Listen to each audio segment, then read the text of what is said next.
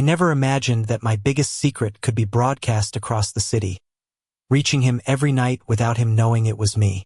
He laughed the first time he told me over text.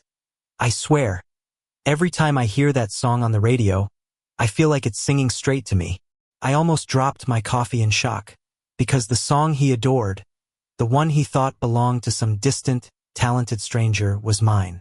It started 6 months ago, in a small, dimly lit studio in Brooklyn. I had been struggling with lyrics, strumming chords on my old guitar, hoping one day someone would feel the same way I did. I poured every late-night thought of him into those melodies. Every memory, every secret smile, every accidental brush of his hand while we were just friends, all became lyrics that I sent off into the world without his knowing. He had no idea. And that fact was both exhilarating and terrifying. Our friendship had always been laced with a subtle tension, the kind that makes every glance a loaded question. We shared jokes, late-night talks, and coffee runs, all while dancing around what neither of us had the courage to admit. He was tall, effortlessly charismatic, with that kind of laugh that makes everyone around him forget their own problems. And me? I was quieter, the one scribbling lyrics on napkins while pretending to listen, watching him from the corner of my eyes, wondering if he could ever see what I saw. One Friday night he sent me a voice note. Hey, did you hear the new song on 103.5? His tone was dreamy, almost drunk on the melody.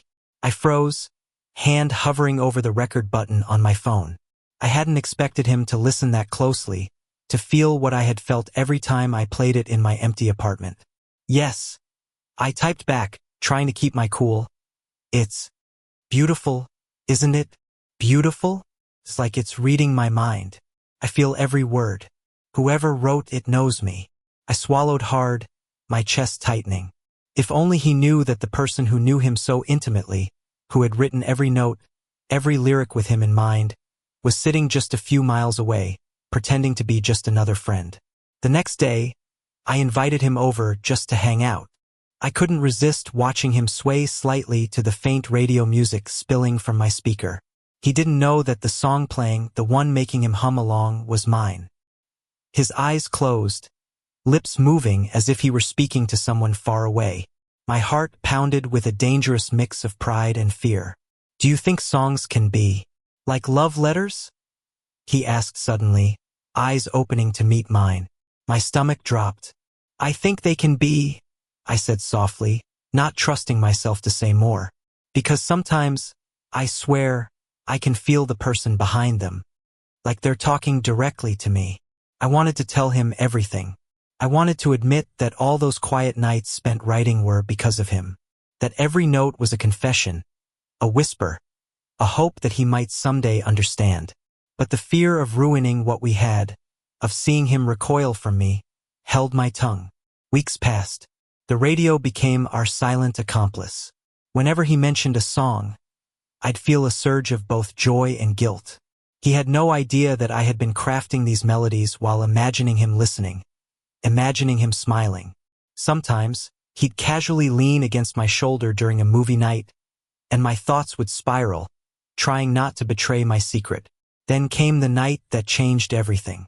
We were at a small, dim jazz bar downtown, the kind with warm lighting and the smell of roasted coffee beans mixing with aged wood.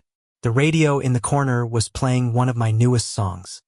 He leaned in closer, his shoulder brushing mine, and whispered, I can't believe I've been hearing your songs without even knowing it. I blinked.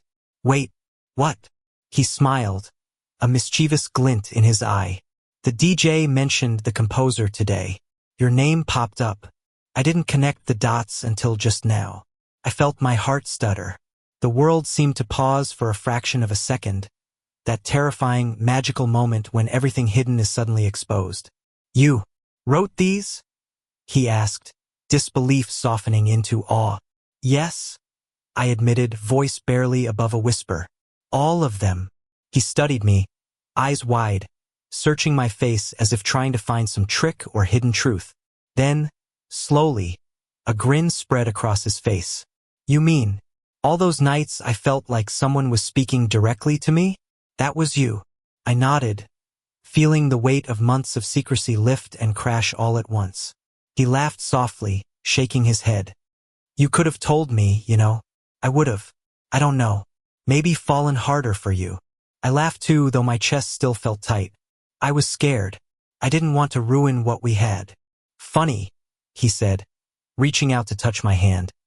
Because now, it feels like you've been here all along, just waiting for the right moment. And in that touch, light as a feather but electric as lightning, I realized the risk had been worth it. Months of longing, of quiet dreams, of invisible love letters, finally transformed into reality. We spent the rest of the night talking, laughing, sharing memories with a new, intimate clarity. Every brush of his hand, every shared laugh, felt like a confession, like an answer to all those secret songs. I realized then that sometimes love isn't just about the moment it's revealed, it's about the journey of patience, of yearning, of daring to hope that someone, somewhere, is feeling the same invisible pull. By the time we left the jazz bar, the streets were quiet and slick with rain, reflecting the city lights like scattered gems. He slipped his hand into mine without hesitation, and for the first time I didn't hesitate back. The fear that had held me captive vanished, replaced by warmth, closeness, and the sweet, dizzying thrill of finally being known. We walked in silence, just the two of us, the city humming softly around us. And in that silence, I could almost hear the echo of every song I had written, every note carrying the promise that love, when patient and brave, always finds its way home. The next few days were a blur of stolen glances and subtle touches. Every time he laughed at something I said, or leaned closer during a casual conversation, my chest swelled with a warmth I had longed for but never dared to imagine. It wasn't just about the songs Anna Maria, it was about us. In this quiet, fragile new phase where every gesture carried meaning. He called me one morning, voice soft and teasing. I heard your new track on the radio today. I smiled, gripping my coffee mug. You're listening again? Of course. I can't help it. It's like you're speaking to me directly. Don't stop, okay? I wanted to tell him I'd never stop. That every chord, every lyric, would always be for him. But I stayed quiet, letting my silence speak for me.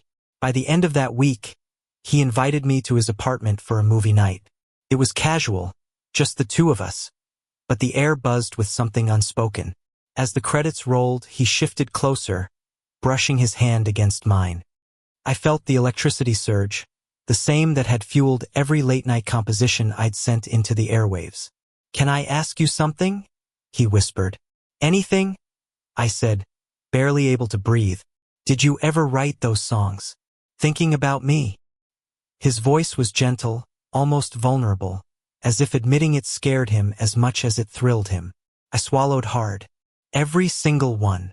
He stared at me for a moment, eyes wide, lips slightly parted. Then, without a word, he leaned in and kissed me.